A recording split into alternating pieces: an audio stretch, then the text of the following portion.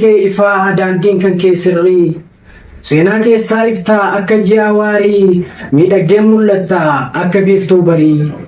Miseensonni adda bilisummaa Oromoo addunyaa mararra jirtan akkasumas deeggartootaa fi mararfattoonni adda bilisummaa Oromoo marti keessan bakka jirtanutti guyyaa seena qabeessa hundeeffama adda bilisummaa Oromoo waggaa 50ffaa baga nagaan geessan.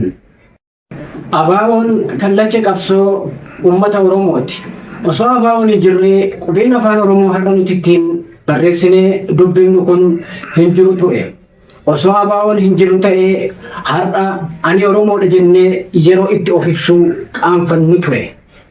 Kanaaf hawaasni Oromoo addunyaa mararra jirtan guyyaa seena qabeessa hundeeffama adda bilisummaa Oromoo waggaa 50ffaa baga nagaan geessan.